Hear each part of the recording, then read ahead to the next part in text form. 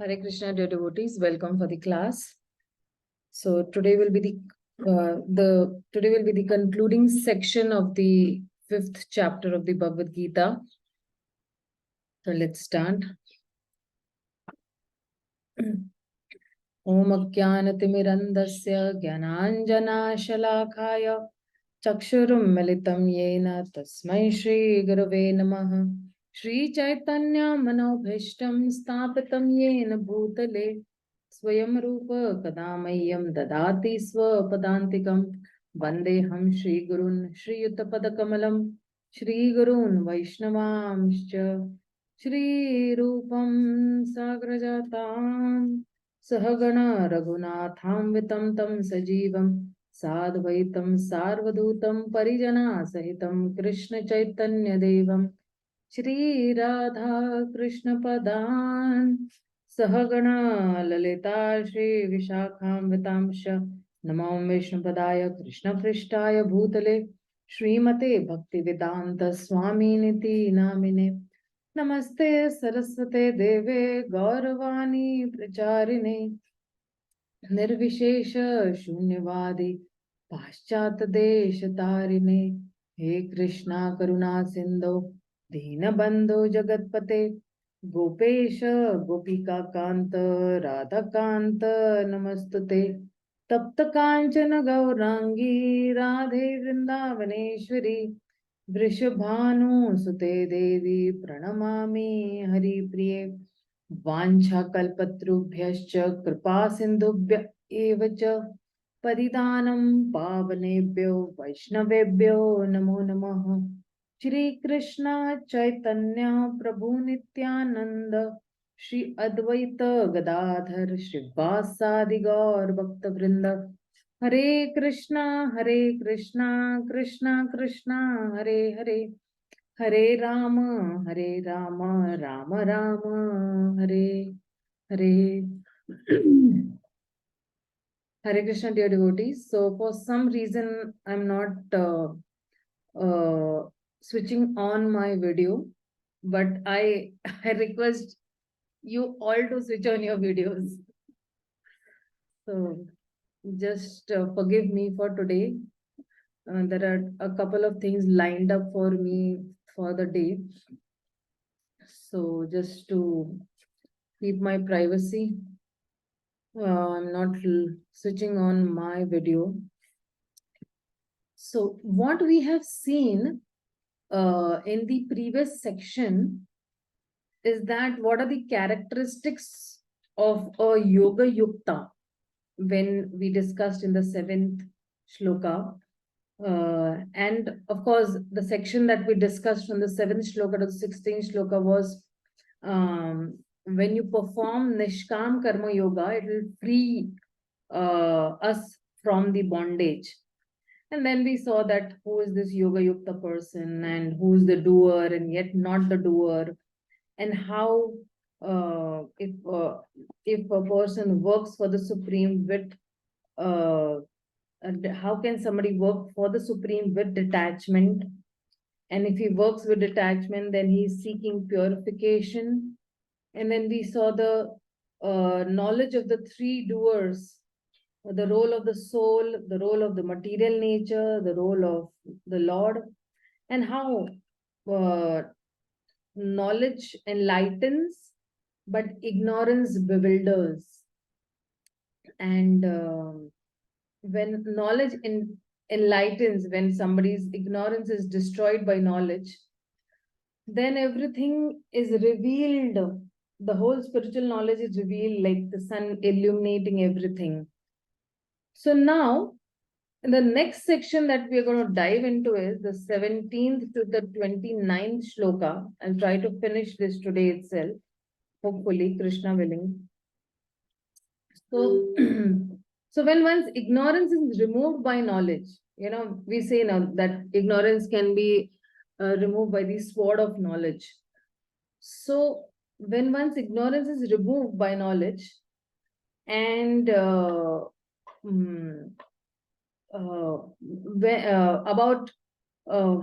then one can take the full shelter of the Supreme Lord. So the next section that we're going to see is that how, when I focus on the Supreme Lord, I get liberation. So if you see you can say the theme of the section, or the essence of this section will be that this meditator or the yogi, or when he fixes his mind on the Supreme Lord, then he'll get liberation.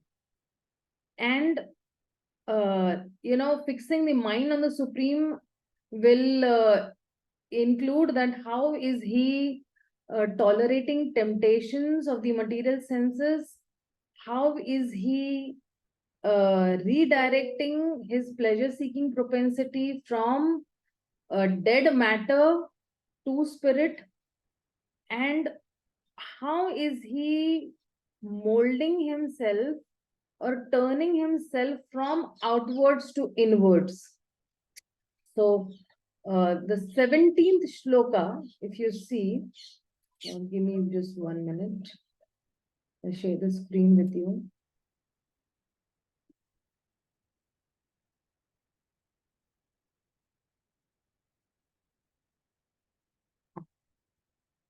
So he says that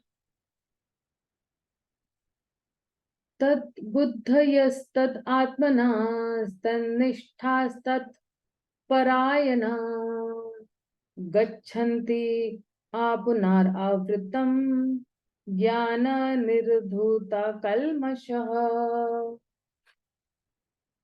So he says that, somebody read the translation and purport. Hare Krishna Mataji, can I? Yeah, sure. Mataji, sorry for my camera. My kid has played with the computer. I can't somehow work on it and get it fixed. Okay, sure, man. When one's intelligence, mind, faith, and refuge are all fixed in the Supreme, then one becomes fully cleansed of misgivings through complete knowledge and thus proceeds straight on the path of liberation. Purport by Srila Prabhupada, Srila Prabhupada ki jai. The Supreme Transcendental Truth is Lord Krishna. The whole Bhagavad Gita centers around the declaration that Krishna is the Supreme Personality of Godhead. That is the version of all Vedic literature. Paratattva means Supreme Reality, who is understood by the knowers of the Supreme as Brahman, Paramatma, and Bhagwan. Bhagwan, or the Supreme Personality of Godhead, is the last word in the Absolute. There is nothing more than that. The Lord says, Mata Parataram Nanya Kinchit Asti Dhananjaya. Impersonal Brahman is also supported by Krishna. Brahmano hi pratishthatham. Therefore, in all ways, Krishna is a supreme reality.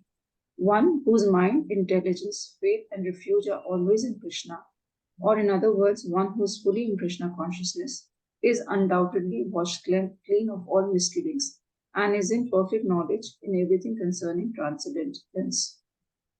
A Krishna conscious person can thoroughly understand that there is duality, simultaneous identity, and individuality in Krishna, and equipped with such transcendental knowledge, one can make steady progress on the path of liberation. Hare Krishna. Thank you, Mataji, so much. So, Krishna is telling over here that we will fix 4 of our inner faculties for the absolute truth. He's mentioning 4 faculties. 4 faculty means tad buddhayas, tad atmanas, tan nishthas, and tad parayana. These are our 4 faculties. So when you say buddhayas, atmanas, nishthas, and parayana. Okay, so buddhayas means, if you see the word-to-word translation over here, those whose intelligence is always in the Supreme. So you fix your intelligence. Then he is saying Atmana, those whose minds are always in the Supreme. So let us fix the intelligence, let us fix the mind. And then he's saying Nishtha, faith. The 4th faculty is the faith in the Supreme, when you put the faith in the Supreme, and then he's saying Tat Parayana, who have completely taken shelter of him. So, shelter of him means you make the Supreme Absolute Truth the goal of your life. Okay, so for us, he's only the Ashray. मैं उनका आश्रय लेती हूँ. I take shelter of him because he's the only ultimate shelter for me. So when these four faculties, when we fix these four faculties, then what will happen? Then he's saying that gachanti apunar avritam. He's saying that gachanti means actually to move forward. Okay, go or move forward. Okay, but move forward towards what? Then he's saying that apunar avritam. So you move towards what? You move towards liberation, and then you never come back again. Okay, so punar avritam means coming back, and apunar avritam means you never come back. Okay, so he's saying that you move towards liberation and then you never come back. So and then he's saying that how to do that, how we will do this, fixing the mind and all these four faculties so that we don't have to come back. Then he's saying that jnana nirdhuta kalmashah. He's saying that when jnana will come, then what will this jnana do? Nirdhuta. Nirdhuta means check over here, cleansing. Okay. He's saying that this jnana will do the cleansing process or the washing process. And it will completely wash away. So it will completely wash away what? All our kalmash. Kalmash means all our ignorance, all our darkness. So that is why he's saying that jnana nirdhuta kalmasha. And he's saying tad buddhaya tad atmanas. So very important that we move our consciousness in these four lanes, you can say, because these four lanes are going in four different directions. The intelligence in one, the mind in one, the faith in one, and taking shelter, and they're going in four different directions. Then we cannot move forward very steadily, because even in the second chapter, if you remember, Krishna had said that vyavasayitmika buddhir eka kuru nandana bahushakha hi anantasya bahushakha hi anantasya buddhayo vyavasayina. So he says that how we can live vyavasayitmika buddhir eka hi kuru nandana. Just focus, fix yourself so that we become just one pointed. So we can make ourselves one pointed. So these four directions that are there in which we can become one pointed. So we can become, or we can consider all these four and we can become one pointed. So when we see, over here with intelligence. Okay, so when we are very serious with spiritual life, then our spiritual life begins with intelligence. And when we study, we contemplate, we understand, we become more intelligent. Like, why do we tell our children, that study, you'll become more intelligent? We tell, right? Because we also know that my child is an innocent child. He does not know anything about this world. And I want to send him to school so that he has some knowledge. When he mingles with other friends, he learns from his teachers, then somewhat he will become intelligent for this material world, and he will know how to deal with this material world as such. And so when we practice in school and when we give tests and we give examinations and we become a little more intelligent and we understand and we become intelligent. So, but in the spiritual world or in the spiritual realm, when you say, there must be some higher happiness. Material happiness is okay, temporary. There must be some, greater, deeper happiness. So, okay, one side I say I'm not the body, I'm the soul, the world, world has some organization, some designer. So that is our intelligence working. Tad Buddhaya is working over here. Okay. And then this only intelligence develops and or this buddhi develops and we need buddhi. So in this material world, generally what happens, sense gratification always tempts us, come and enjoy, this is the only ultimate enjoyment. But we have to turn towards Krishna consciousness.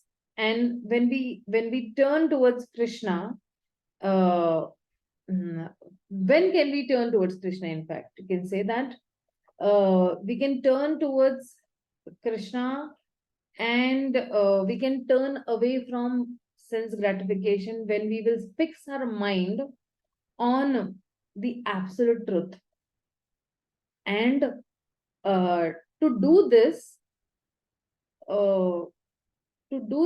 we need this buddhi. We need this intelligence which will discriminate. बुद्धि भेद करती है, ये अच्छा है, ये अच्छा नहीं है, right? वो भेद करे, discrimination, feature that the intelligence has. So actually to learn to doubt, this buddhi does, like because this world is promising a lot many pleasures, but we need intelligence, and that intelligence will come only by the study of shastras or scriptures. And when we study scriptures, we become tad buddhaya, we become more intelligent, and we understand that yes, Lord Krishna is only the supreme personality of Godhead, he is the absolute truth, and he is the ultimate enjoyment, he is ultimate person who's meant for enjoyment, he's the ultimate source of enjoyment. And the material world's enjoyments are really false, and then we often avoid doing sense gratification. So if you see in even in the story, Bilba Mangal Thakur's story, Bilba Mangal Thakur says that Krishna is the only enjoyer and only source of enjoyment, and Buddhayas, that is the intelligence. So, and Krishna is the only reality. Whatever attractive you find in this world is actually a spark of that that whole, when we say, is Krishna. And see, when I'm focusing my consciousness on Krishna, then I will get more fulfilling enjoyment than anything else in this world. So when we philosophically understand and we contemplate, because contemplation is very important to initiate our spiritual life. If we don't contemplate and we don't keep our contemplation on a very sturdy ground, so so now buddhi has we use buddhi and we use buddhi, and we come to this intelligence point that yes, tad buddhayas tad atmana. So now tad atmana, for example, if somebody is studying quantum physics or maths, because they have to give examination, most students they are not very emotionally attached to that subject. They're emotionally attached only to the marks, and they will get definitely because they feel that will help them in getting some sense gratification ahead of life. So then that is where tad buddhiyas, and they think that I have to study so that I'll get good marks, and So even when they are studying, they're thinking that, okay, soon exam will go, get over, and I'll go and party, and I'll watch a movie, I'll go with friends outside, I will enjoy and all, and I will do this and do that. And uh, that emotional is not, involved.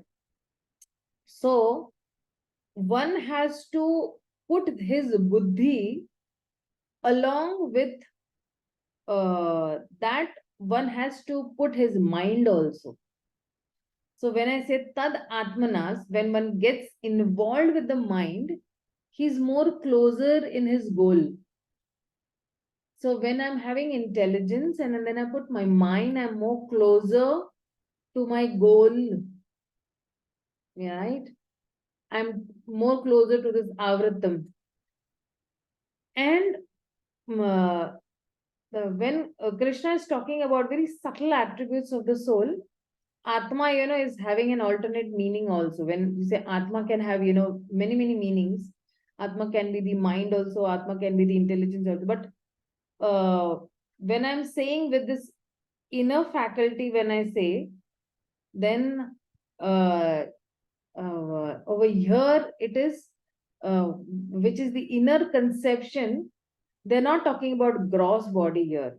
So it is unlikely that the Atma is referred as body over here. Atma cannot be referred to as buddhi also, because already Tad Buddhaya is said. So Atma is actually as a mind. And even, Krishna will repeat this Tad Atmanas in the 6th chapter also, and many places he will be this that we get emotionally involved with things. So when I get emotionally involved, then what will happen? By that involvement, I'll go more deeper and deeper. Like for example, if a person is sick and he's trying to understand that, okay, such a complicated treatment and how it will be done and all. So, and this person has to take this treatment, or somebody from his relative has to actually administer that treatment. So a person has always taken allopathic treatment. He's never taken Ayurvedic treatment. So suppose allopathy has told that this person can never be cured at all. You know, uh, and uh, because this cancer has no cure. So this person, he will start looking for some alternative therapy, of course, and then he'll come to Ayurveda. And then when the person is taking Ayurveda, he's very skeptical. He doesn't have much faith. But okay, since the doctor has told him, take this medicine, take this kind of food, do this posture and pranayam and all that, this kind of environment, and you to take this massage and that massage, and uh, you know, uh, so so he tries to understand how this Ayurveda is working. His intelligence is also involved. His mind is also involved, and he wanted because he wanted to get well. Then he does all these things, but still he does not have too much of nishtha. He does not have too much of faith that this Ayurveda will work. But he says, okay, let's try it out. So he says that I don't think it's going to work out. Uh, that what the person may think inside, we don't know. So one, so when one can have the buddhi involved, one can have this mind also involved. But still one may not have nishtha, firm faith. So this can happen in spiritual circles also, right? That one may fix the mind, one may fix the emotions also. Like sometimes people, do even karma kanda and they worship, and they say, oh God, please give me this and give me that. And sometimes people come to temple and they pray that not because they have, faith, but because they wanted to avoid some trouble, some, you know, mm, atheist they also start a business and give some donations to, God. So, you know, they say actually, they say that, what do they say? See, if you exist, you cannot create trouble in my business. This is what they say. So that is why there is no Buddhaya, there is no Atmana, and there is no Nishtha also. So Krishna is saying that not only we fix our intelligence, not only we fix our emotional, faculty, you can say even Atmana, the mind, but also fix our Nishtha.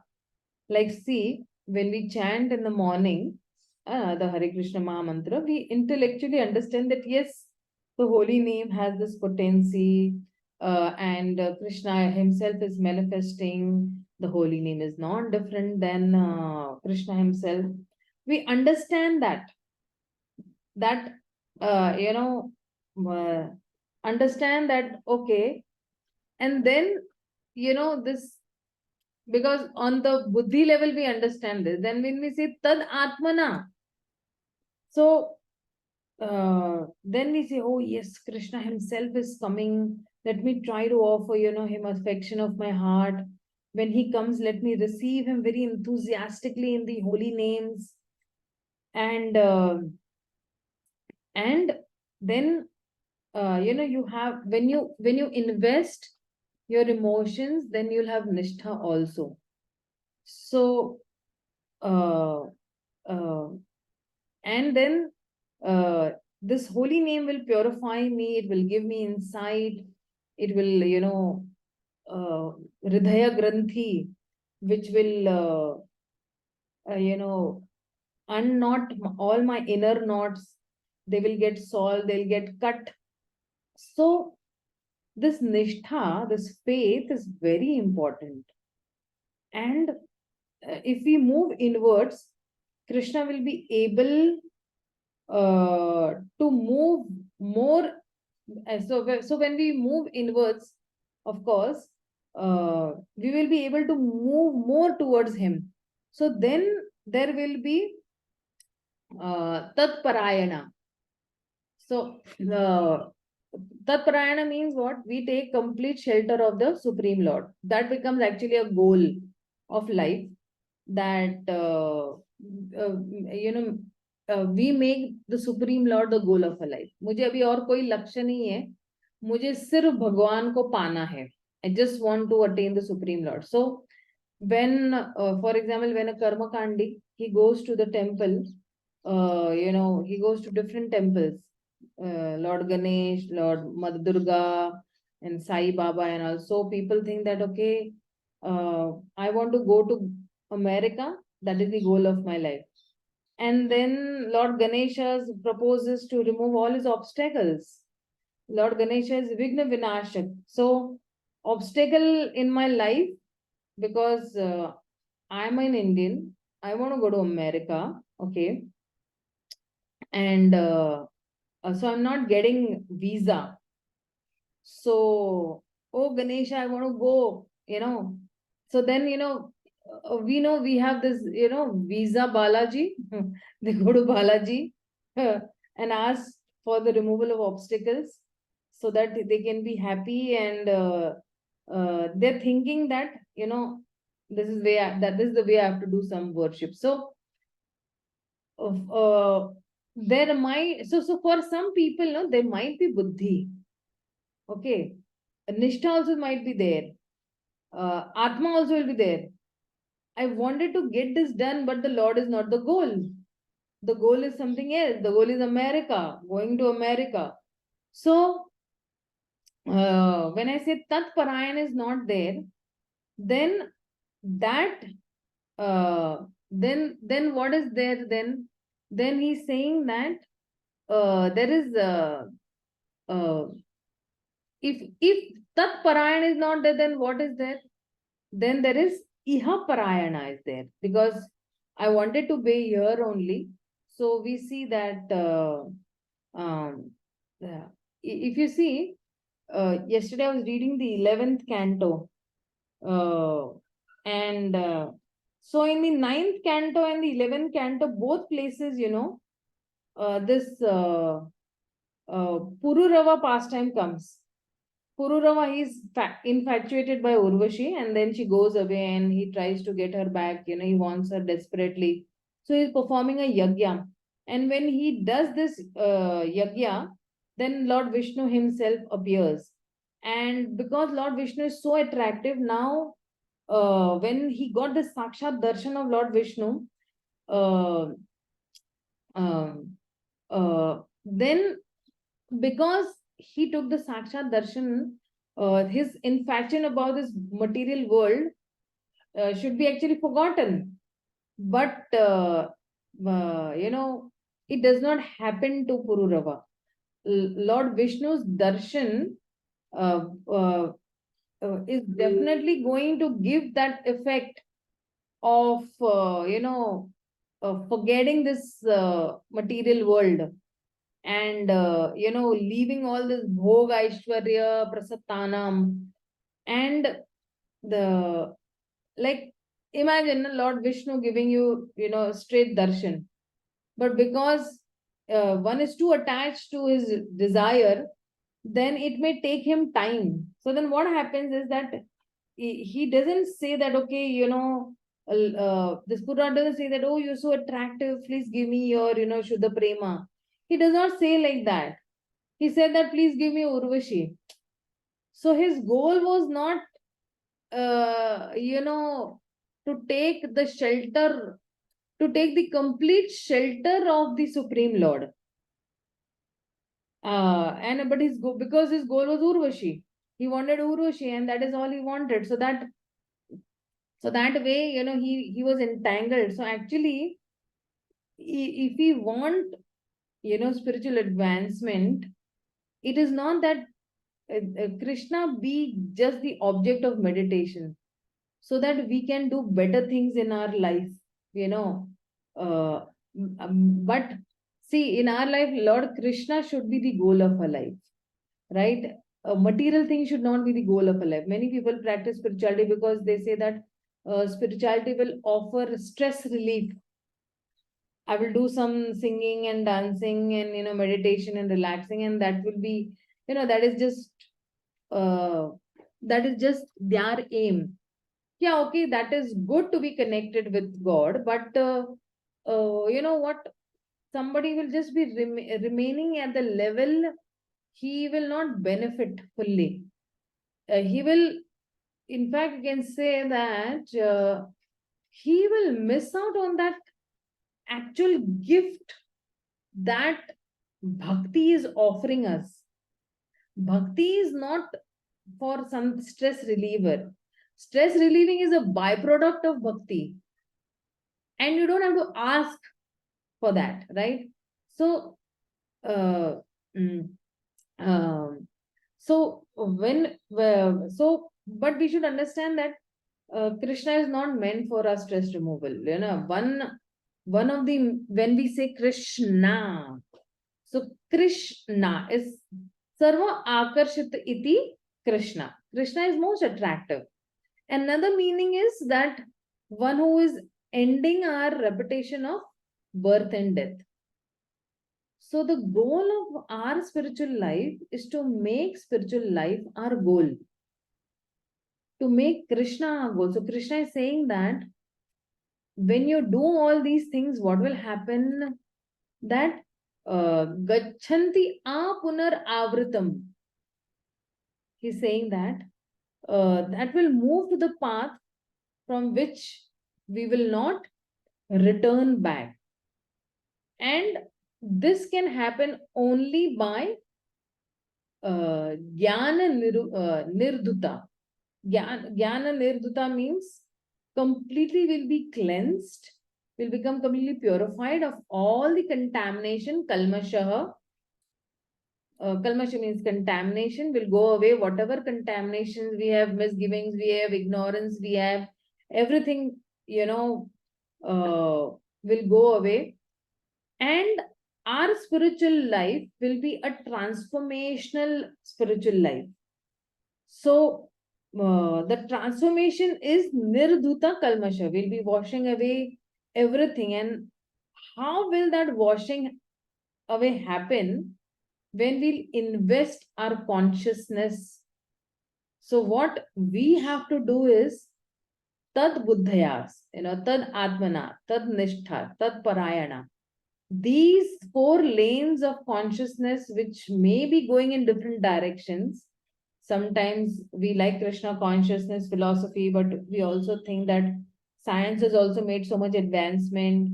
Science is also very impressive, and all these gadgets and all this. We think that when I come chant and dance and sing in Kirtan, that is very nice. But when India wins this, nowadays we have when India wins this cricket match, that is also so very nice.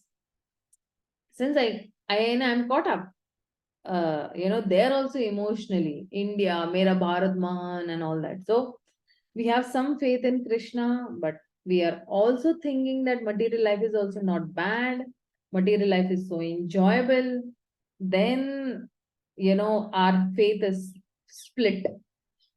That time our faith is split. So when we say tat parayana, but not so much, that I want to go to the spiritual world, but I wanted to have a good time here. And then after that also we'll think about it going to the spiritual world. We're not very serious. So right now I want to be here, enjoy this cricket match, and I wanted to make big over here. So what happens is this lanes of our consciousness is, going in different directions. And as we're making spiritual advancement, our conception of spiritual life will evolve. So, when you say spiritual life will evolve means what? So, when I say evolve, when I say spiritual evolution of our concept will happen, how? So, when I was studying the Bhagavatam Canto 1 to 6 in Vidyapitham, under the BVRV. So there they had said that there are four concepts. One is sadhya and one is sadhana. Okay. So sadhya, sadhana, just give me 1 minute, okay. It says that sadhya. So when I say sadhya means what? That that which is achieved. Okay. Sadhya means that which is achieved. Like, for example, going to Mayapur. Now we'll be going to Mayapur in the month of Kartik. So going to Mayapur is sadhya. Okay. Going by car, plane, etc. is sadhana. Okay. Or by train. And there is temporary also and there is eternal also. So, so when you say temporary and eternal, so only when you have eternal. Eternal is what? Bhagavan. So my sadhya is what? Bhagavan. Then my sadhana. Okay. I generally give this in the Bhagavatam classes, what we do in the evenings, that sadhana is actually sadhana is the means by which we can achieve the sadhya. Like, for example, when I'm going to Mayapur is my sadhya, right? Going by car, plane, etc. is my sadhana. So, from karma kand to sakam karma yoga to nishkam karma yoga to jnana yoga, dhyan yoga, and bhakti yoga, and kevala bhakti, then that is my sadhana. So, for most people, actually, sadhana is temporary in this world. Sorry, sadhya is temporary in this world. Like, I want a house and I want a job and I want a good wife and good husband. And then gradually, one understands that, okay, I'm not this body, I'm the soul. And then, sadhya becomes both temporary also and eternal also. And yes, I want something in this world, but I also want something beyond this world. Now, this is the stage where most of us are probably right now. And then eventually the sadhya becomes only eternal. I'm ready to give up this world for the sake of eternal destination. Of course, we may not have to give up this world entirely. We can still be in this world and act, but our heart's goal becomes fixed in the next world. So also this, when initially when sadhya is temporary, sadhana is okay, let me do some karma kanda, let me do some vikarma, and then from that vikarma, you come to sakam karma, from sakam karma you come to nishkam karma yoga, and sadhana is only eternal, and then you come to jnana yoga, that okay, yes, Brahman is there, then you come to dhyana yoga, and then bhakti yoga. So now, finally, when we come to this Kevala Bhakti, in Keval Bhakti, we simply want the pleasure of Krishna. We love Krishna, and we return back to Krishna. And in this way, our conception becomes Tad Buddhaya. And what is that Tad? When I'm saying that Tad, Tad, Tad. So that conception will evolve as we move forward in spiritual life. And when we move ahead in spiritual life, then, this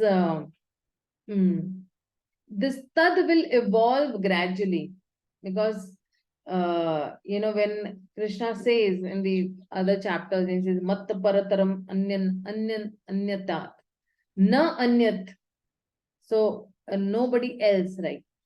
So, if you say Prabhupada's purport, now if you see in Prabhupada's purport also, he's saying that Krishna conscious person can thoroughly understand that this material world is full of dualities. And because this material world is full of dualities, then I keep on dangling, right? Because simultaneous identity and individuality, what he's saying over here, okay, in Krishna. And is equipped with this when somebody is equipped with this transcendental knowledge, one can make steady progress.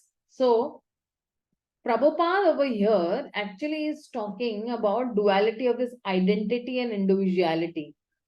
Identity is not here in the terms of identification, but in the terms of similarity.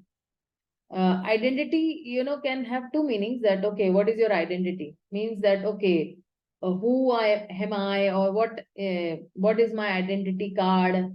That is referring to who am I. And that means that I'm separate from somebody else. But the word identity here can also mean identical. Like, like many times people say, oh, you and your sister are completely identical. We think the same, we walk the same, our voices are same, as such. Like even in twins, you see, they'll almost have too many identical things. So identity means similarity. So similarity like means similarity or connection. So Prabhupada says over here is that says that there is simultaneously identity and individuality. Identity means actually there is sameness. There is oneness between the soul and the super soul. At the same time, there is individuality also. Oneness means what? When we say no, that I and my father are one. But one in what? One in mission and one in consciousness.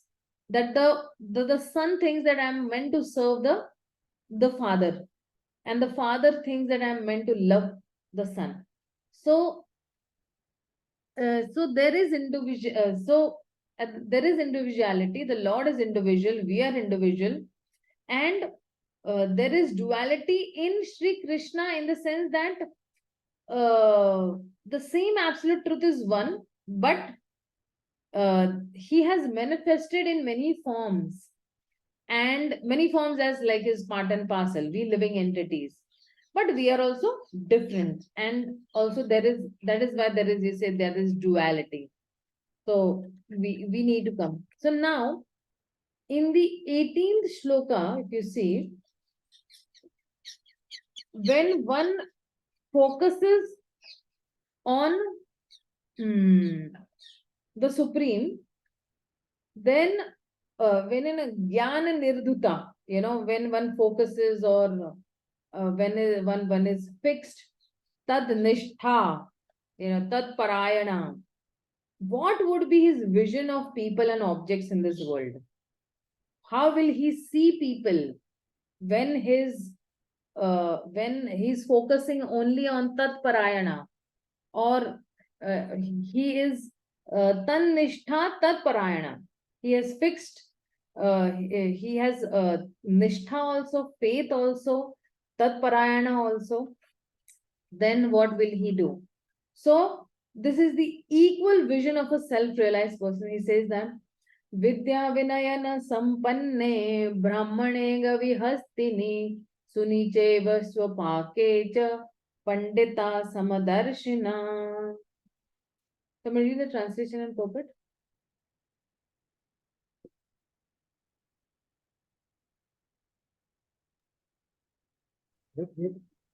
Mataji. Yeah, Rajamalu Prabhu, please read. Translation and purport by Srila Prabhupada. Srila Prabhupada ki jai. The humble sages by virtues of true knowledge see what equal vision a learned and gentle brahmana, a cow, an elephant, a dog, and a dog eater outcast. Purport. A Krishna conscious person does not make any distinction between spects or castes. The Brahmana and the outer caste may be different from the social point of view, or a dog, a cow, and an elephant may be different from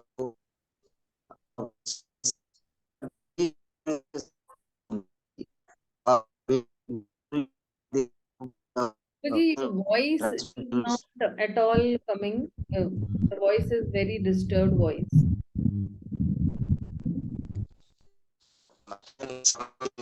No, I think no. The internet connection is not proper at your place.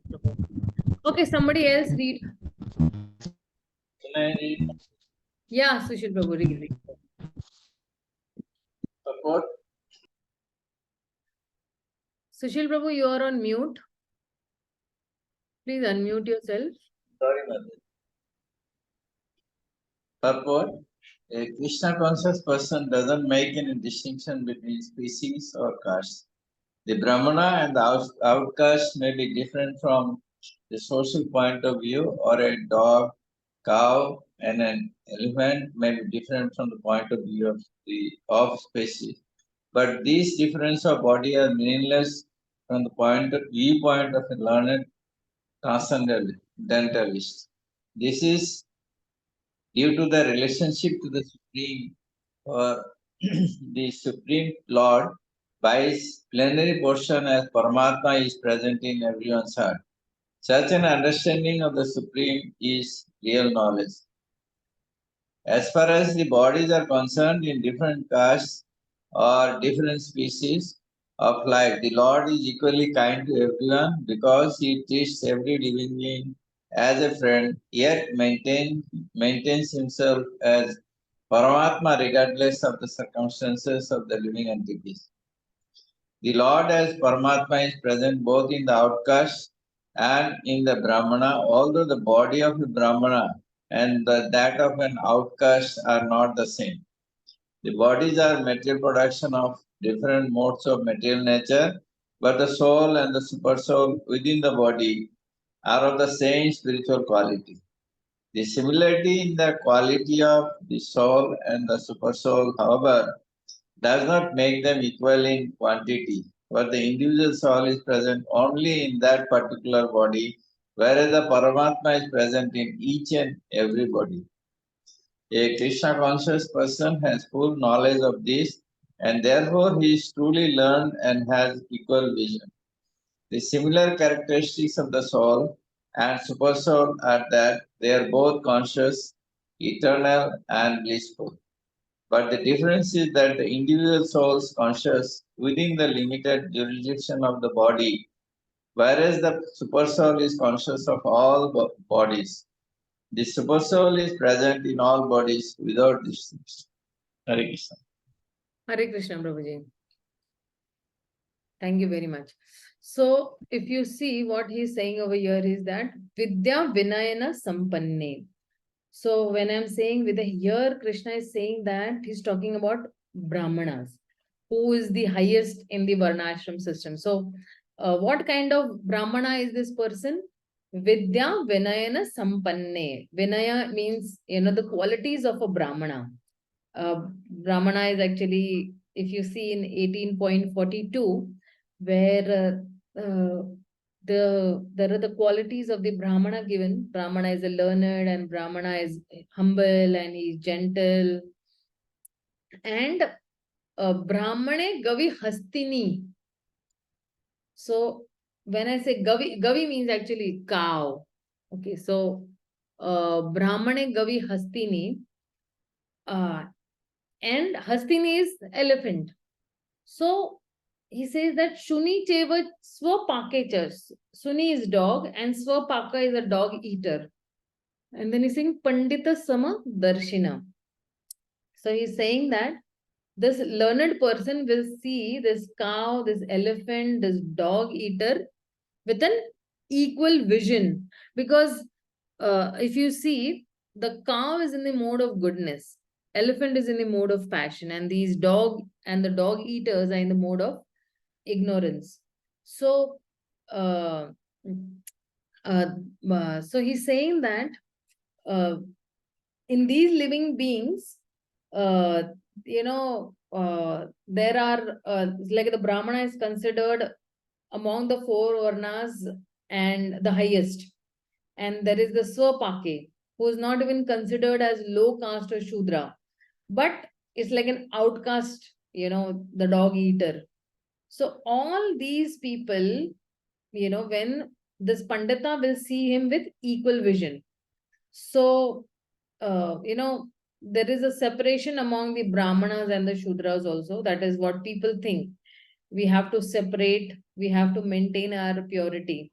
So Krishna is saying that separation is okay in the terms of everyone to stick to their duties so that they'll be engaged properly and they'll become purified also. Shudra will be purified by serving the all three classes.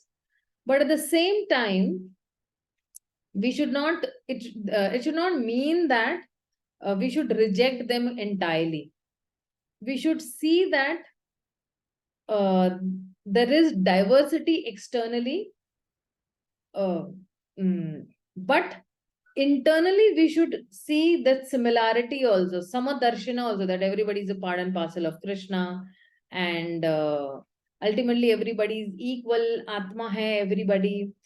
And even in the animal species, Krishna is saying that this cow, this elephant, the dog, all these are in different modes of nature.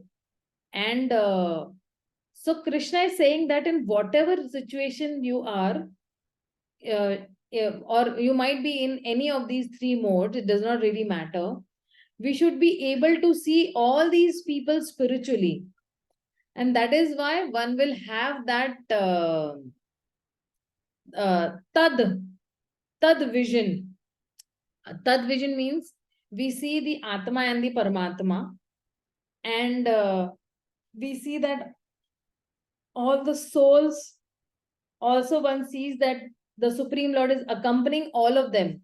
So even in a dog's body, the Supreme Lord is accompanying that dog, or in a hog's body, the Supreme Lord is accompanying that hog. And that is why, because the Supreme Lord is accompanying all of them, they all are seen equally. Bhagwan unme bhi base hai. So this is what is being said over here. So equal vision means actually equal vision is not equal reciprocation. There has to be appropriate reciprocation. One cannot go and embrace a cow also and a tiger also, right? So we should have that equal vision. Means what? That the Atma Tattva is one. And that is why we should not have prejudice for those people. Okay, so that is why that is what is being said in this shloka. Let's go to the next shloka. Because this spiritual vision, those who are going beyond these external differences, then they'll be able to see, the spirit, soul, and the Lord on an equal platform, and then the Lord is there residing in everyone's heart. So now he's going to speak about this Brahman platform in this shloka, that how those who have equal vision, they can conquer birth and death both. He says that Ivahate jita sargo yesham samye sthitam mana nirdosha hi samam brahma tasmat brahmani te stitaha.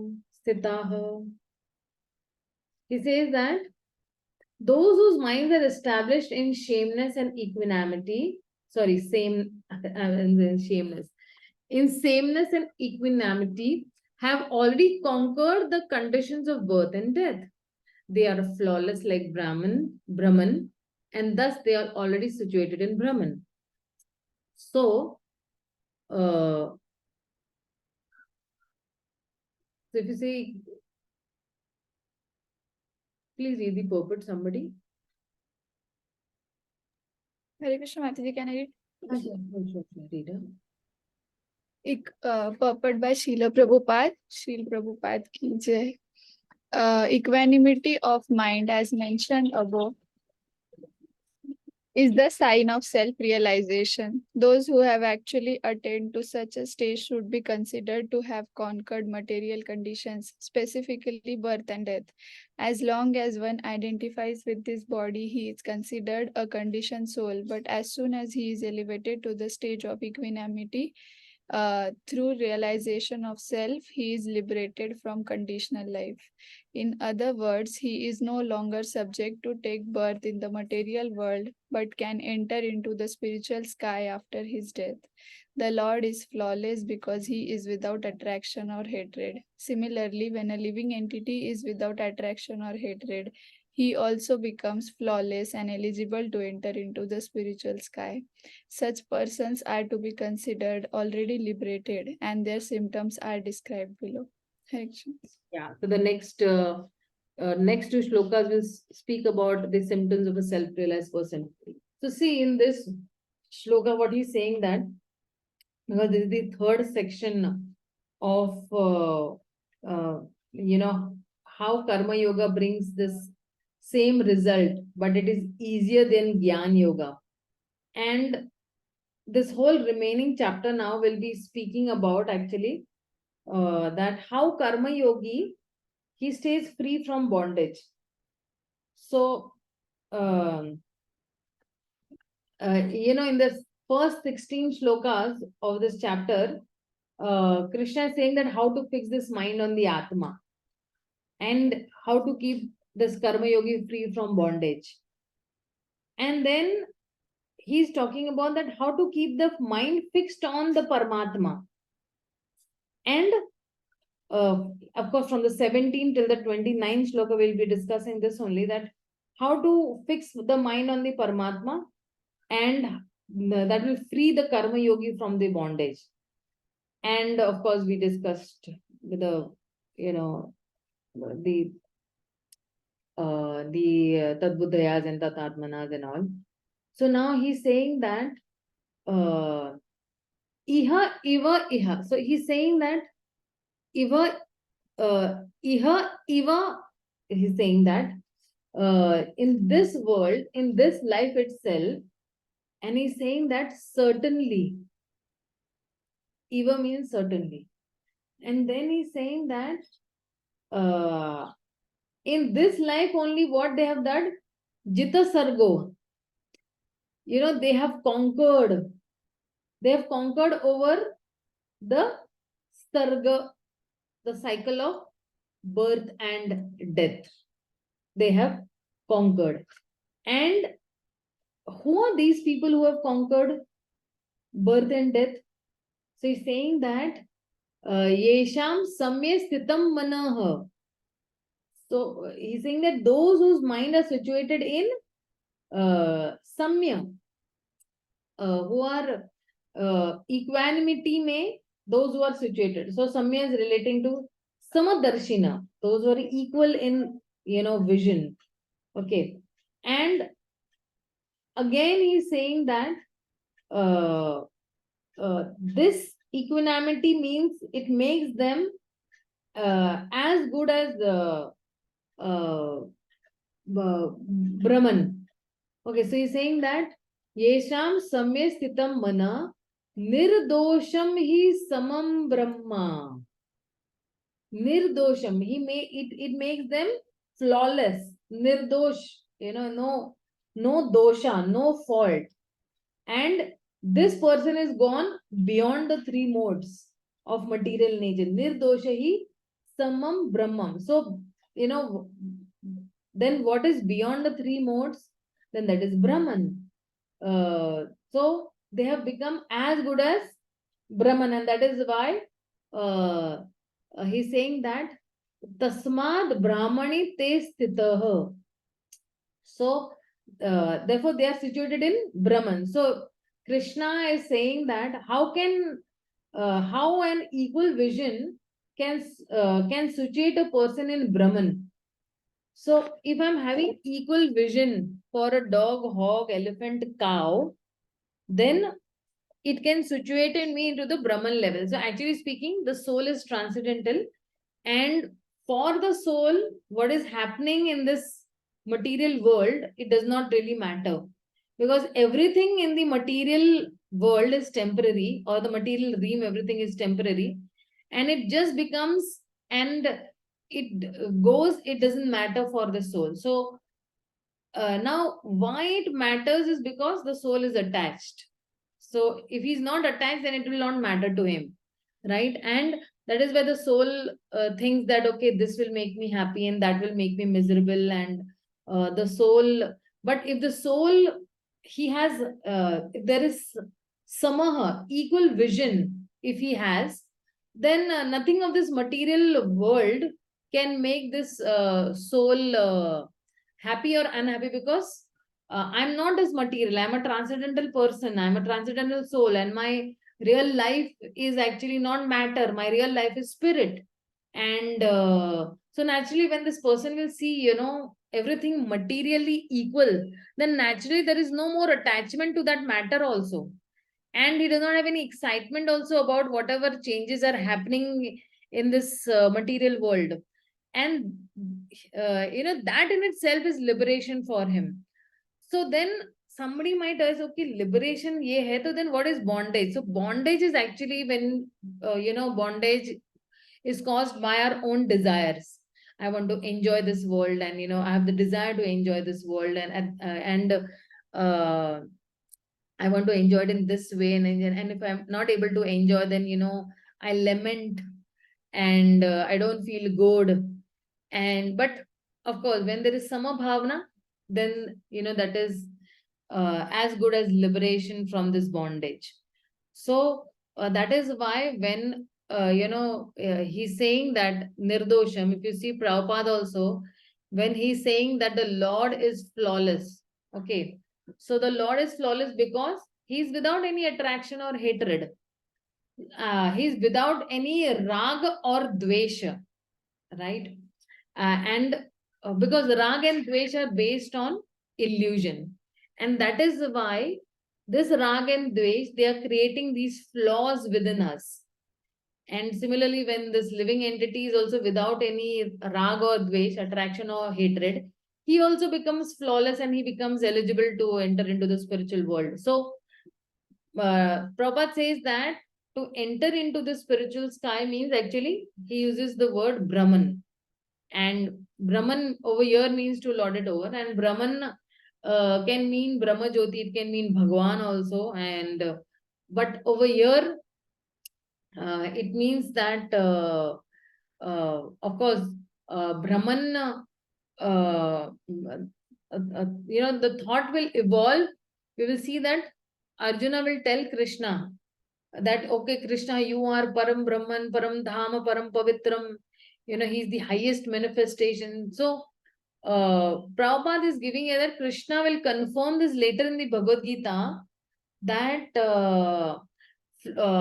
nirdosham, flawless, means not having attachment or aversion, and to become situated in the Brahman platform. So that is why, then to be situated in the Brahman platform, then what are the qualities required then? So let's see in the next shloka. He's saying that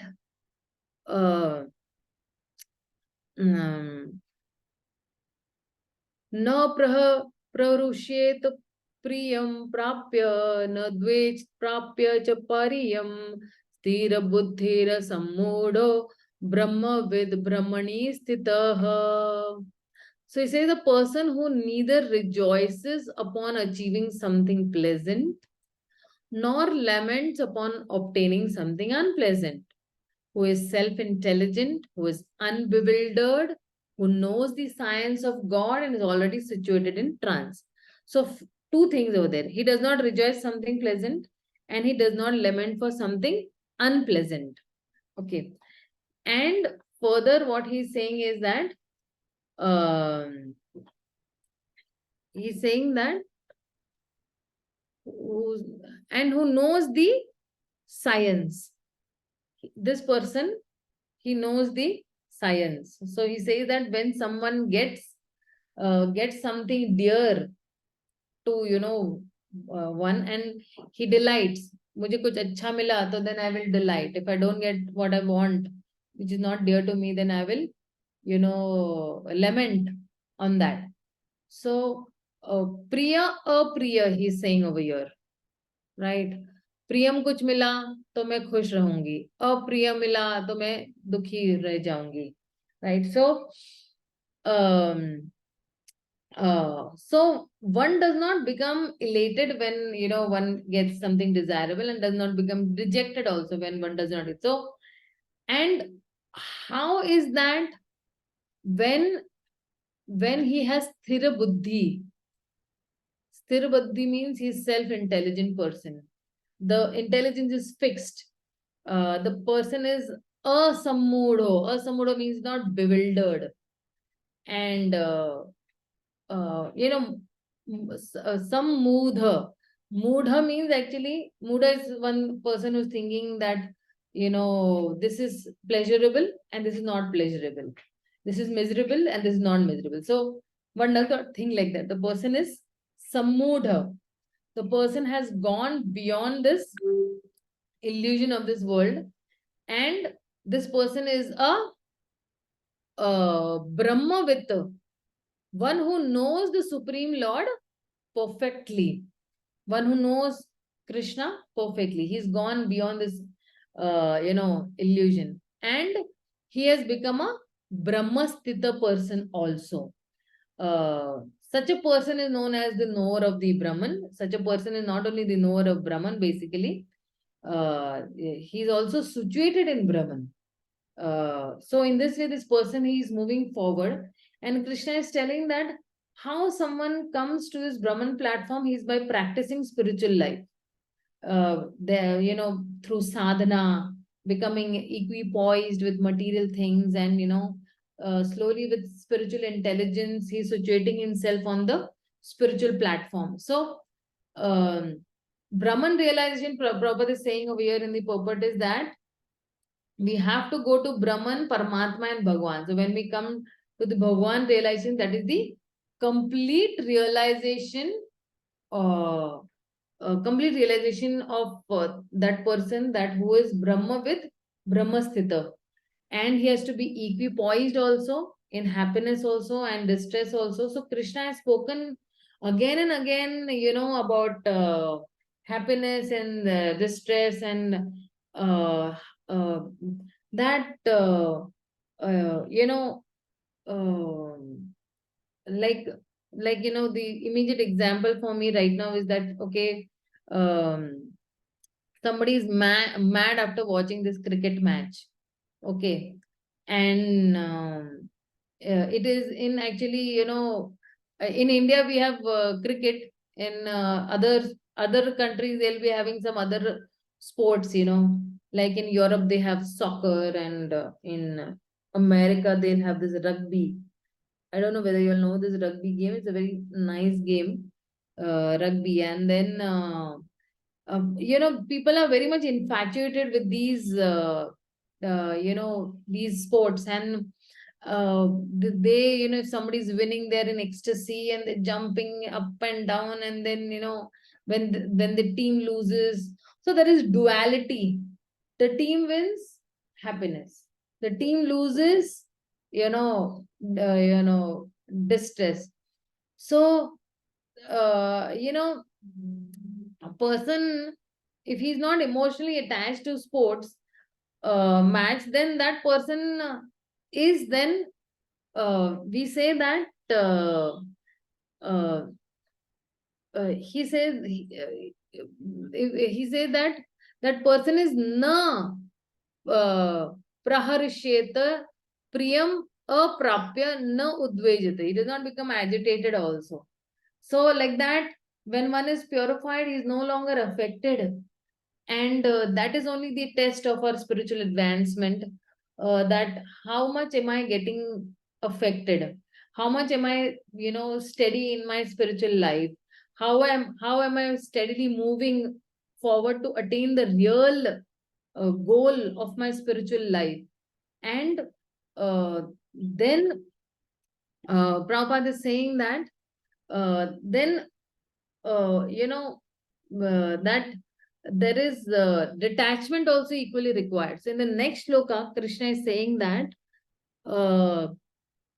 bahya sparshe sa asakt atma vindanti atmani yat sukham sa brahma yoga yuktatma sukham kshayam sukham akshayam asnute. Asnute, he's saying. So he's saying that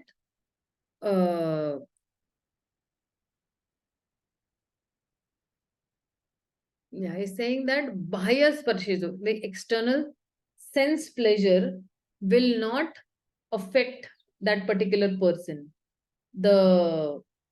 And asakta atma, so he'll not be even attached. So when you say bahya sparsha means, all these external contacts that are there, which could be pleasurable and sometimes even miserable, but either way the person is, asakta atma, which means that the person is detached, and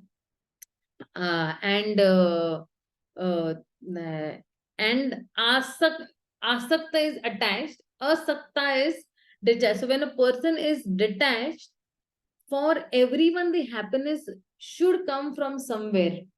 So from where that happiness will come, then he's saying that vindanti atmani yat sukham sa brahma yogam.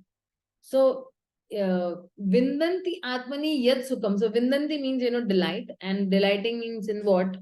In the atma one delights, and that inner happiness, and who is that person? A person is Brahma Yoga. By concentration in the Brahman, when he's focusing. So, Sa Brahma is not like, the Karma Yogi, Gyan Yogi, Dhyan Yogi. But your Sa Yoga means actually when you are doing strict sadhana, you are in connection. And Krishna is talking about, how such a person is connected with Brahman. Yukta Atma, he's self-connected. And that is why eventually he will have Sukham, Akshayam. He says Akshay means unlimited happiness he will have. Unlimited joy he will have. So, very nice. This shloka is actually progressing, when you say that when I'm detached from external stimuli, then I do not get too much excited about these sensual pleasures. And then when I'm seeking happiness within, then I will turn inwards and I will start seeking happiness inwards, within. अंदर से मुझे, मैं बाहर सुख नहीं ढूंढूंगी, मैं अंदर की तरफ सुख ढूंढूंगी. And then when I'm concentrating this mind on the Supreme, then I'm seeking happiness only from within. And then I will learn to concentrate on the Supreme. अभी हम लोग है ना, बाहर की तरफ हमारा कंसंट्रेशन बहुत है, इसलिए अंदर की तरफ कंसंट्रेशन जा ही नहीं रहा है. So if our vision is outside, then we cannot focus inwards. Therefore we need to turn inwards. And that is why we need to relish the imperishable happiness. When we concentrate on the Supreme, then we'll relish relish that happiness. Sukham akshayam anusate ashnute. So he's saying that when we will be self-connected, we'll be turning ourselves inwards, then we will relish that happiness and will enjoy. So the Lord is within our heart only. The Lord is an ocean of happiness, and the Lord is, we can say that the Lord is Lord is an infinite ocean of happiness. So when we'll turn inwards, Krishna, we can connect with that ocean. So that is why he's saying that don't turn external, bahar ki taraf mat mudo, andar ki taraf aap mudo. And in the next shloka he says that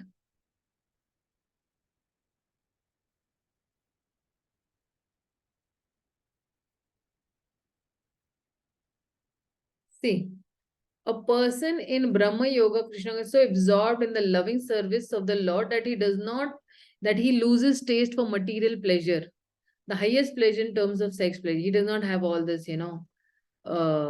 pleasures of this world. And then he's saying that, a very nice shloka, he says that, he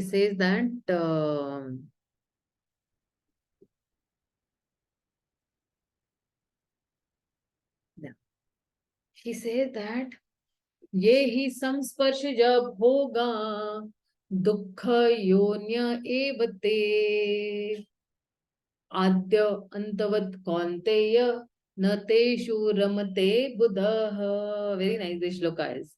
He's saying that, in the translation, he's saying that an intelligent person does not take part in the sources of misery, which are due to the contact of material senses. O son of Kunti, such pleasures have a beginning and an end. So the wise man does not delight in them. अगर material pleasure है, तो उसका end भी होने वाला है. So for example, somebody brings a new house, but how long will that happiness last?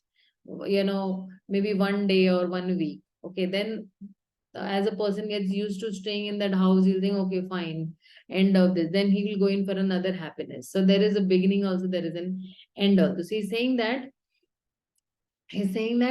yehi samsparshaja bhogaha means by the contact of senses with the sense object. Bhoga means you get sense pleasure. And when there is contact of the senses with that sense object, then what happens? Like, the tongue eats some delicious prasadam, and the hand, gets a soft touch of the objects. The eyes are seeing something beautiful. So there is bhoga, there is pleasure. And at that time, then what happens? Krishna says that dukkha yonaha evate. He's saying that there is dukkha. And why is there dukkha? Something pleasurable I'm experiencing. Why the dukkha? Because this is temporary. If somebody has a beginning, somebody has an end, तो end पे आएगा तो दुखी होगा ही बंदा, right? And when we seek sense pleasure, then there will be 3 possibilities. What will be these 3 possibilities? It is said in the shloka only ki such pleasures have a beginning and an end. And he says that it is unattainable, because our eyes are also seeing so many good forms, and our eyes see so many good looking forms also. So no human beings satisfy all the good looking form that the eyes see. So most of the pleasure we look around are unattainable. That just creates some craving. I don't get, मुझे ये सब नहीं मिला. So it's just a craving. And even if it is attainable, it is not that it will be palatable. Okay. So for I dreamt so much, and I thought I'll get a good wife, I'll get a good husband, I'll get good children and all. But even if you have got the good children, not necessarily those children will serve you. Or if you've got a good wife or a husband, not necessary that the relations will be um, what do you say, palatable relationships. So like for example, I get it if I think it is not pleasurable at all. I mean, I dreamt so much. Somebody thinks there is this new hotel, it serves so many delicious foods, I'll go over there and eat. But when I go over there and I found out that, okay, the taste of that dish is really not good, and then we have an unpleasurable experience. And then, okay, let's say even if it is a palatable thing, but then it will not be retained, it will not be permanent. And because even our body's capacity is very much limited. Our body in itself is like, time bound. We are born at a certain time and we end at a certain time. And every sense object is also has a certain time boundation. Eyes will, how much can the eyes have pleasure? How much can the ears have that pleasure? How much can the skin have that pleasure? So these three ways, they're either not attainable, not palatable, or they are not retainable at all. And that is why we get miseries and miseries, and we get this, we say that dukkha yoneshu kaunteya. So there is some pleasure but when it goes away, then there is dukkha yone evata. So it's like, we get dukhi, and because why? Because if a pleasure is having a beginning, the pleasure will have an end also. So let's see the next shloka. And then he says that, because even if one knows that sense enjoyment is bringing me, unhappiness or distress, the urges of the senses continue to exist. So because there is an urge, then Krishna in this shloka is saying that you please tolerate your urge. He's saying that Shaknoti ivha yah sodhum prakasharira vimokshanan kama krodha bhavam vegam sayukta sasukhi narah. So he says that before giving up this present body, one is able to tolerate the urges of the material senses and check the force of desire and anger. He is well situated and is happy in this world. So, he's saying that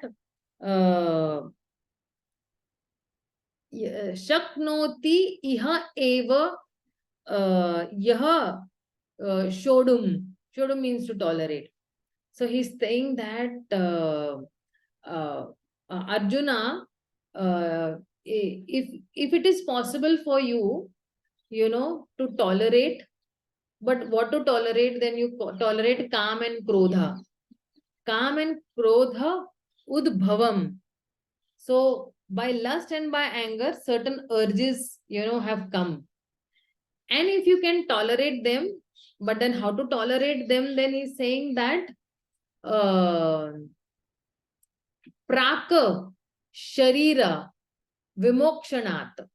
He is saying that these urges are born from the body only. And since they are born from the body, you have to tolerate them as long as you have the body. Now, you know, some it might think that, oh, this is such a nice thing, and it is very hope giving also, that we have to struggle only as long as the body is there. But as soon as we purify, the struggle becomes more manageable, because this struggle becomes more and more, winnable for me. Just because till the time my body is there, that till that time only I have to, tolerate. So, such a person will be well situated. Not only well situated, but such a person will be happy also. Saha yukta saha sukhi. He will be a happy nara, such a human being. So, Krishna is telling over here that the urges will come, but we have to tolerate it. And because if you see in Arjuna's case, Arjuna is a warrior, and he's saying that you can tolerate the onslaughter. If you keep fighting in a war, even if you are wounded, you can tolerate the attack of lust and anger, and you can fight back even when you are wounded. Shaknoti over here, he's saying that you just tolerate.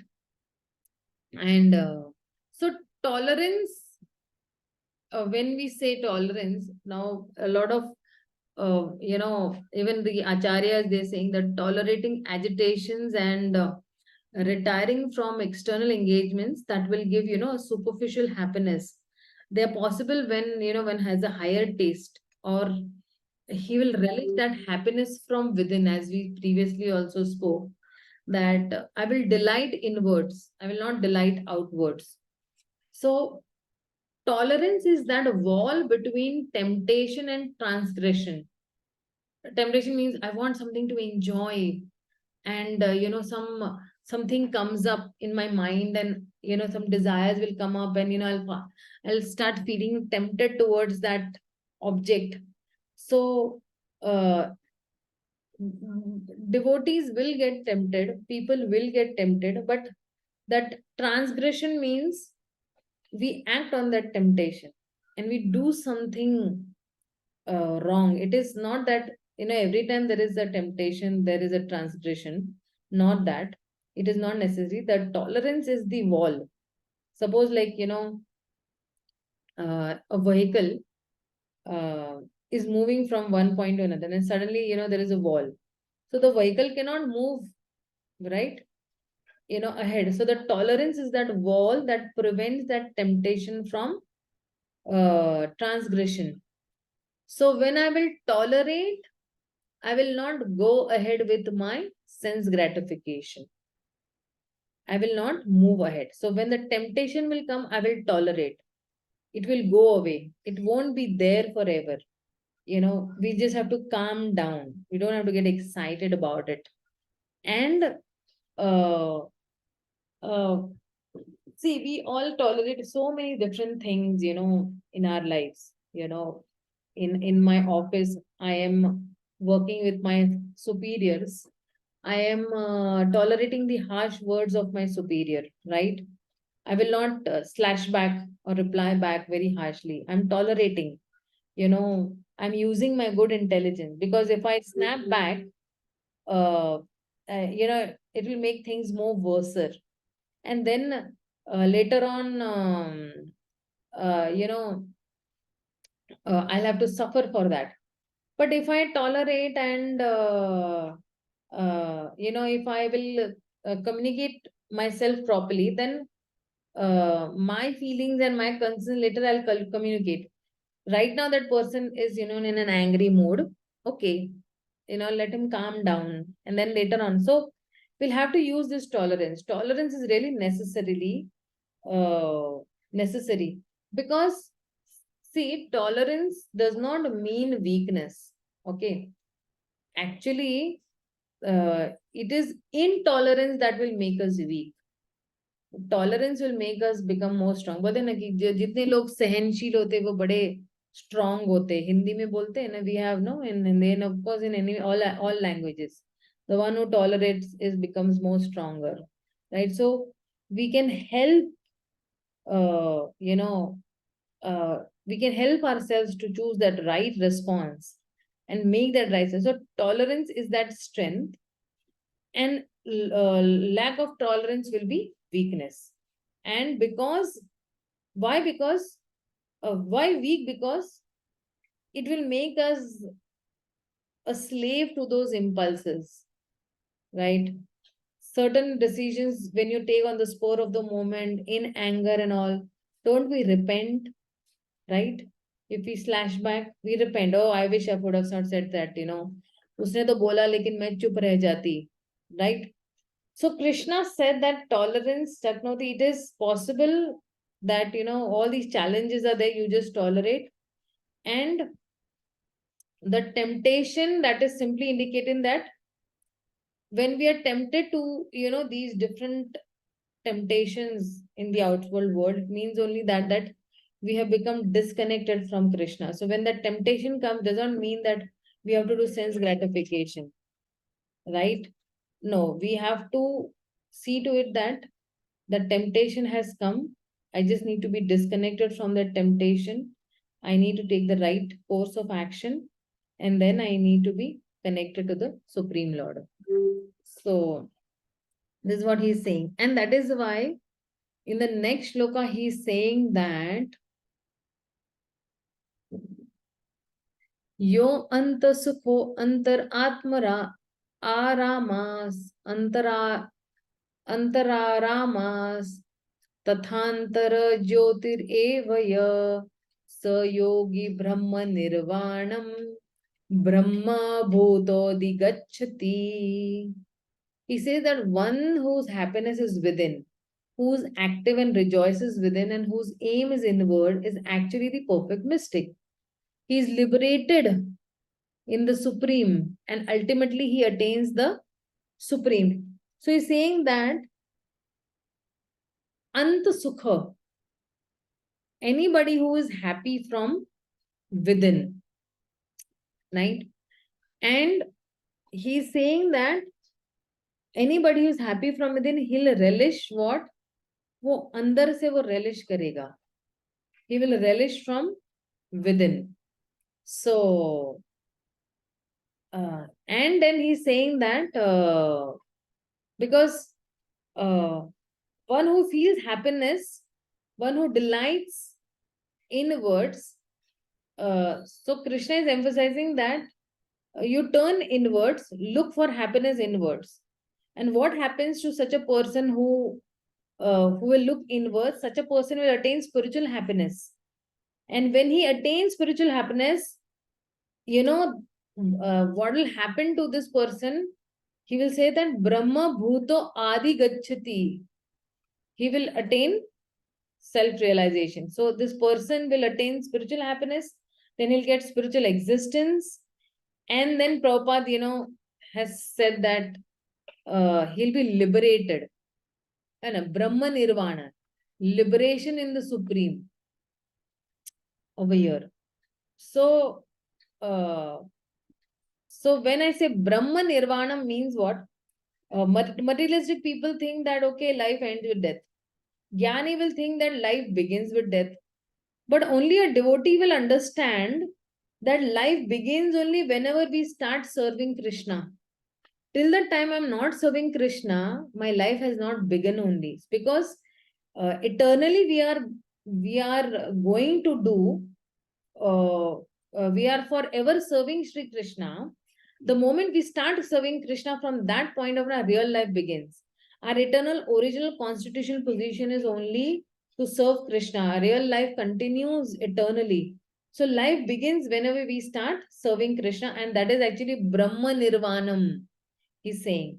Nirvana is not, many times they think that Nirvana means, sab karya band kar do, stop everything, cessation, or termination, you can say.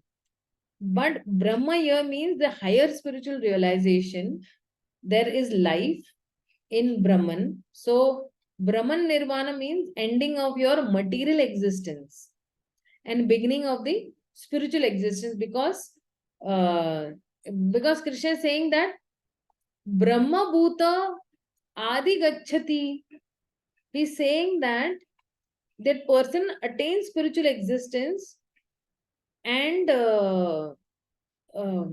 it does not stop over there.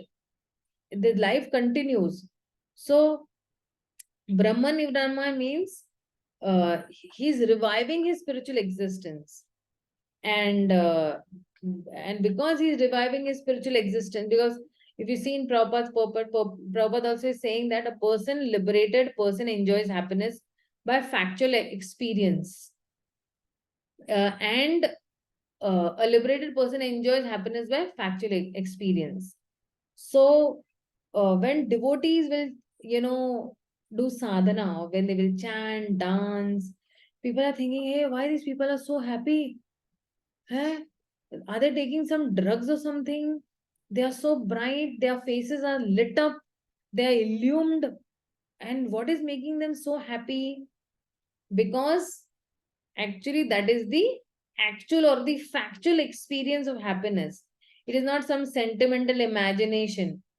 So, when the soul is coming in contact with Krishna through the chanting of the holy names, through that sound, through that spiritual sound, that person is experiencing higher happiness. And Prabhupada is saying that he can therefore sit silently at any place and enjoy the activities of life from within. And what are these activities of life? Of course, Shravanam, Kirtanam, Vishnu Smaranam.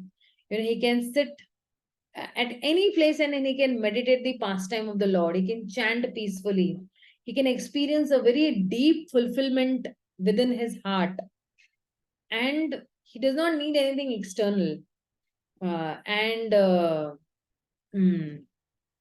He is so much internalized that of course a devotee comes out in the external world and acts in the external world also, but because the devotee wants to share that happiness relished internally with others, the devotee is not dependent on that. So that is why he is saying that uh, we don't experience this experience all the time, but all of our we all have this experience some of the time of that little happiness that we are relishing, and we relish that inner happiness either by going to the dham or seeing Krishna's face, or the archa vigraha, or dancing in the kirtan, or singing some sweet melody. So this, for us, that time we must have said, oh, this is so relishable, so wonderful, I wish I could hold on to it more. And we can hold on to it, and we get these occasional, you can say, realizations or glimpses of this spiritual happiness, sometimes in yatra, sometimes in kirtan, and some classes. So we have these lovely spiritual memories and these treasures, and we have to make this memory into a treasury. And in our memory, we remember the time we had these wonderful experiences. So instead of letting our memory filled with uh, our memory filled with that recollection of sense gratification, let our memories be filled with spiritual devotional memories. Because if you see the material memories, they keep haunting us, like we enjoy like that, and we let's enjoy again and again, and uh, we can, but those material memories we can replace with those spiritual memories, and that's how we'll forget eventually these material memories, and that spiritual memories will be there into our heart. And one day, after we forget the whole thing, you know we will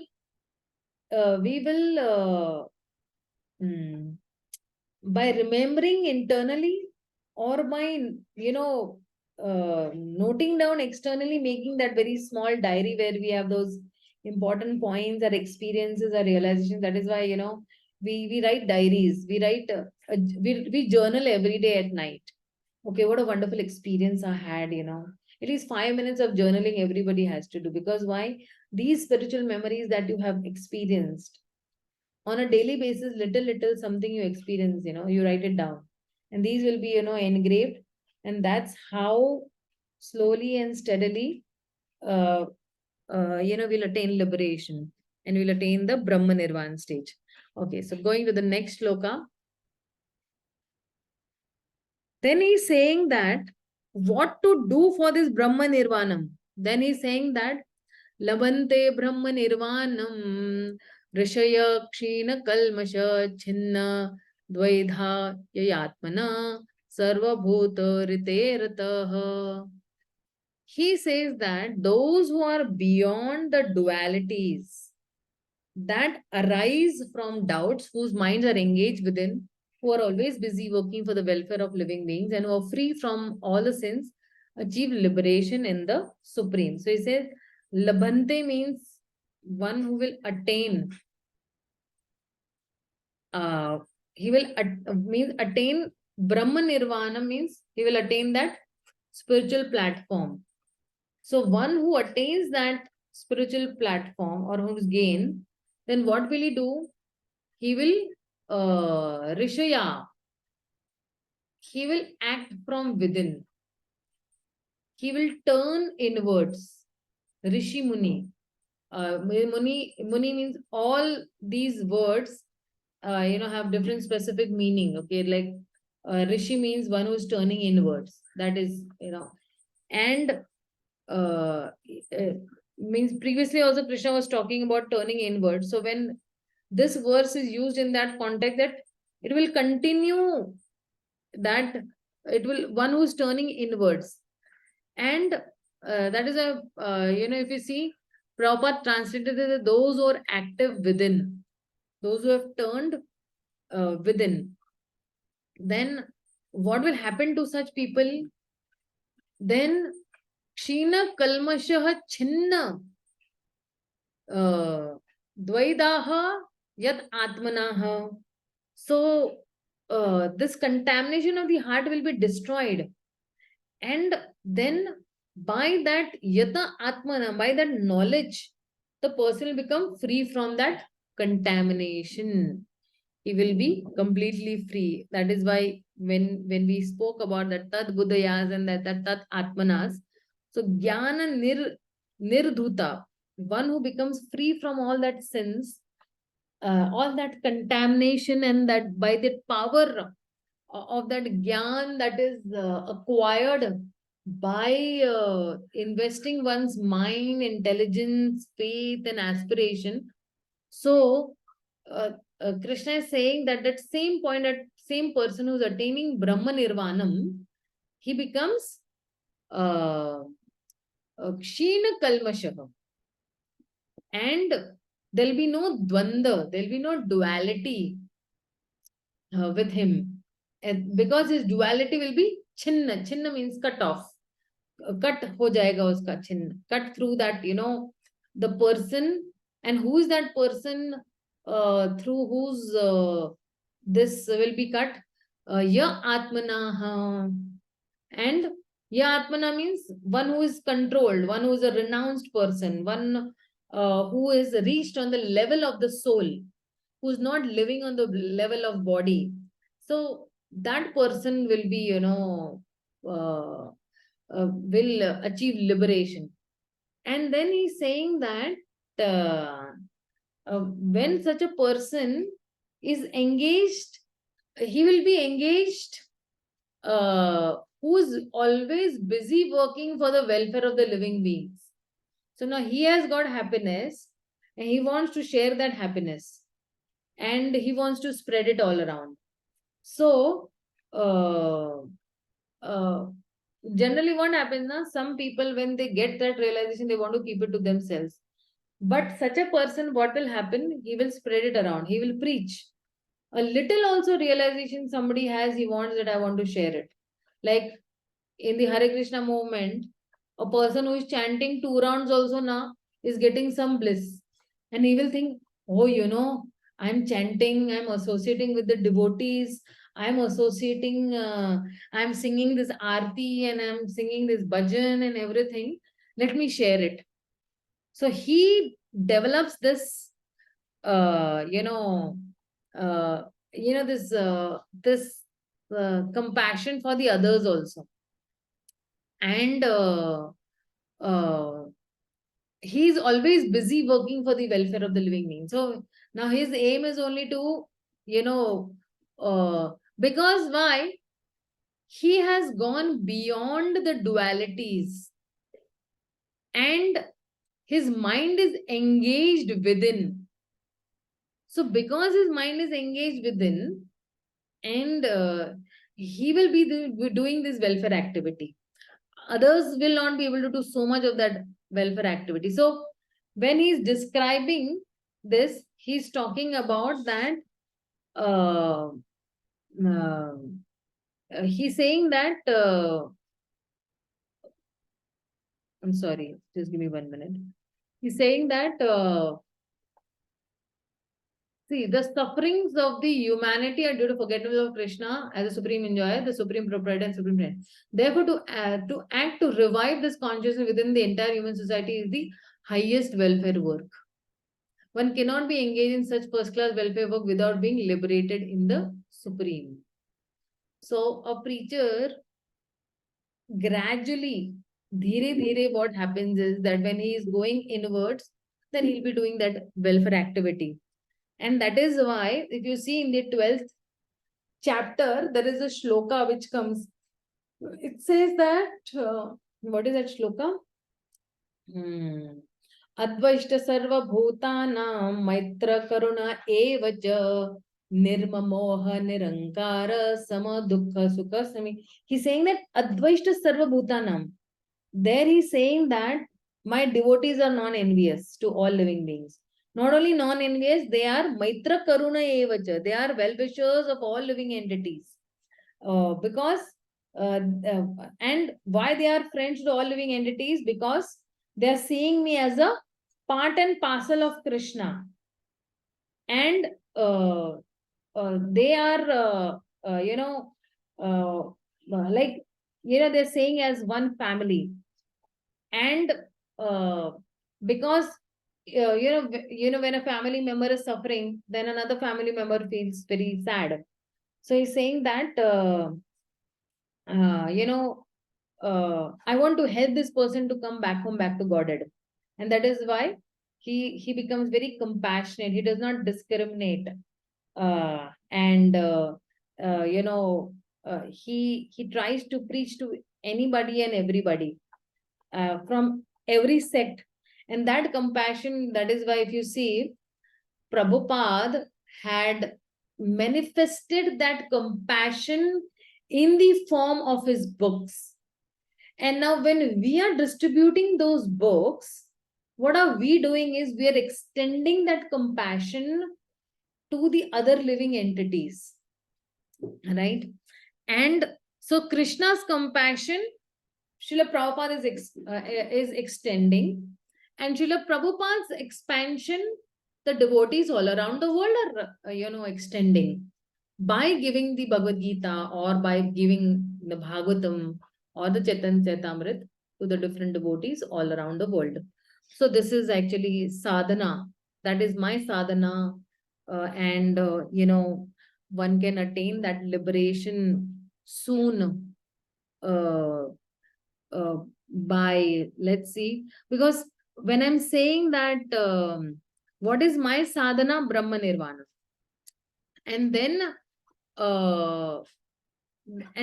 when I'm saying that Kshina Kalmasha, when I'm free from the sins, when I'm Chinna Dvaidaha, when I'm free from dualities and doubts, then Yata Atmana, when my mind will be engaged from within, then what I will do? Then I will do Sarva Bhuta Hite Rataha. Then I will work for everyone's welfare. But for working for everyone's welfare, first I need to be on the Brahma Nirvana platform. Then I need to be on a Kshina Kalmasha. Then I need to be on the Chinna Dvaida. then I need to be Yayatmana. And that is why I'll be able to be on a Sarva Bhuta, Sarva Bhuta Hite Rataha. I will be able to work for everyone's welfare. And then the next shloka is saying that, just a few minutes more, I'll wind up quickly. Then he's saying that, how can one attain this liberation through sadhana? Then he's saying, Kama Krodha Vimuktanam Yatinam Yatachetasam Abhito Brahma Nirvanam Vartate Vidhi Atmanam. He's saying that those who are free from anger and all material desires, who are self-realized, self-disciplined, and constantly endeavoring for perfection, are assured for liberation in the Supreme in the very near future. So then he's saying that only those who are saintly persons who are striving towards salvation, one who is in Krishna conscious is the best of all. And that is why Srila Prabhupada is quoting this shloka from the Srimad Bhagavatam. Yadpad Pankaja Palasha Vilasa Bhaktya Karma Seyam Grihitam Udgrahayanti Sanatana Snatah Tadvan Rikta Matyo Yayato Ipi Apiruddha Shroto Ganastam Aranam Bhaja Vasudevam. Just try to worship in devotional service Vasudeva, the Supreme Personality of Godhead. Even great sages are not able to control the forces of senses as effectively as those who are engaged in transcendental bliss by serving the lotus feet of the Lord, uprooting the deep down desires of fruitive activities. And that is why he says that a conditioned soul, the desire to enjoy fruitive results works in deep rooted.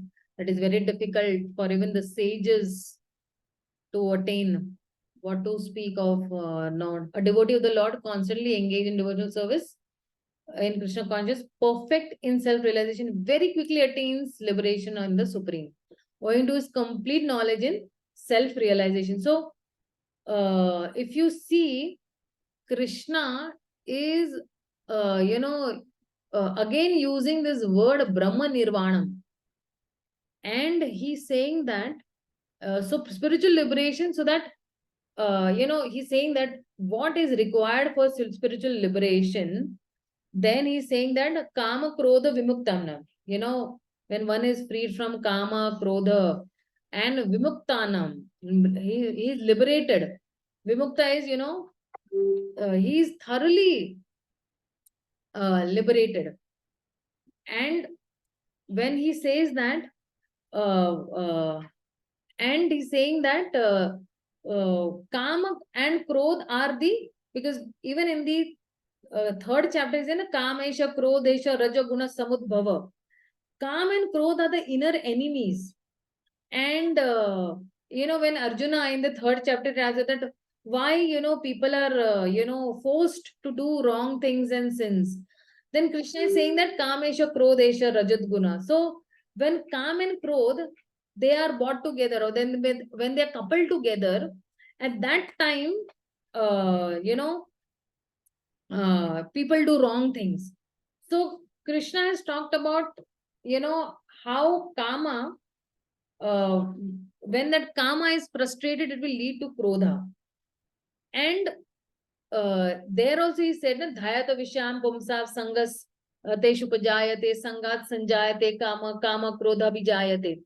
So there also he has said that while contemplating on that objects, that person will develop attachment, and from such attachment then lust will develop, and then lust will arise anger over there. So Krishna has talked about how these are connected, and when we have that desire becomes more strong, it becomes lust, and then lust is when lust is not fulfilled, then that becomes anger. And again, over here also, Krishna is giving the same thing. They are coupled together, and so because many people are able to control Kam, but they are not able to control Krodha. Lust people will be able to control, but Krodha very difficult for people to control. So that is why they say that this particular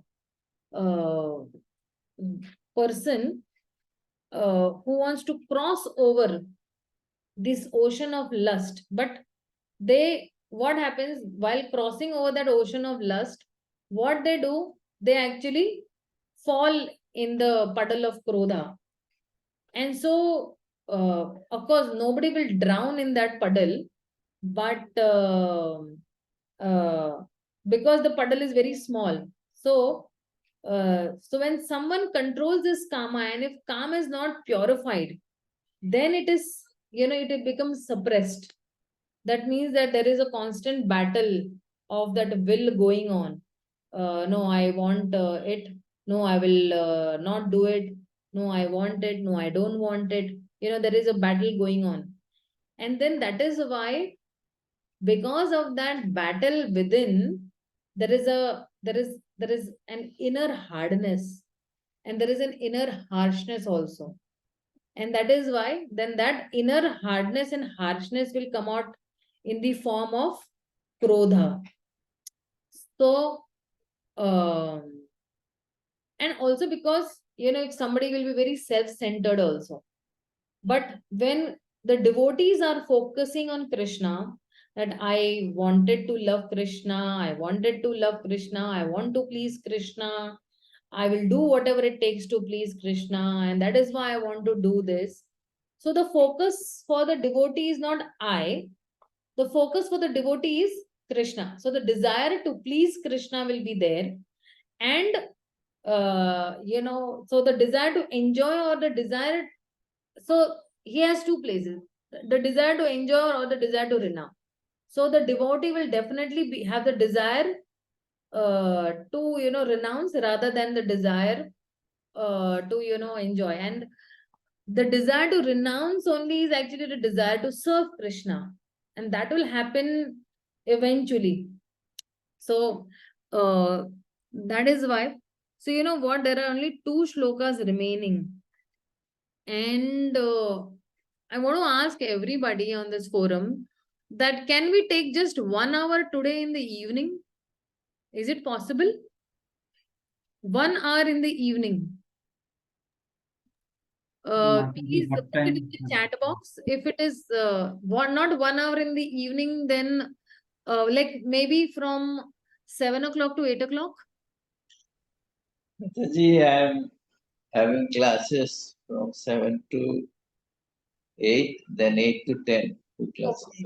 Okay, that evening you all have classes. How about afternoon 3 o'clock to 4 o'clock? That is okay with me, Mataji. Everybody is on the same page, 3 to 4. You all can put it in the chat box, yes or no. 3 to 4.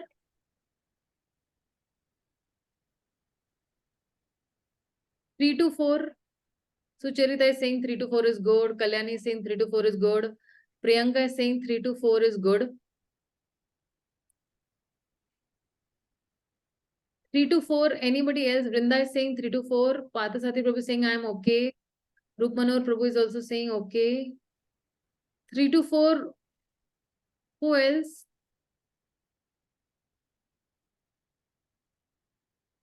Three to 4. I am also okay, Mataji. Yeah. Okay, so Shubhangi is saying, okay. Counselor meeting, what time you have? 4 o'clock, na, generally? It's from 1:30 to 4:30, Mataji. Oh, 1:30 to 4:30. Mataji, I will listen recording. Okay, That fine, also. fine. Okay, so let's meet again from 3 o'clock to 4 o'clock sharp. I'll put a message once again for everybody, those who have just moved off early.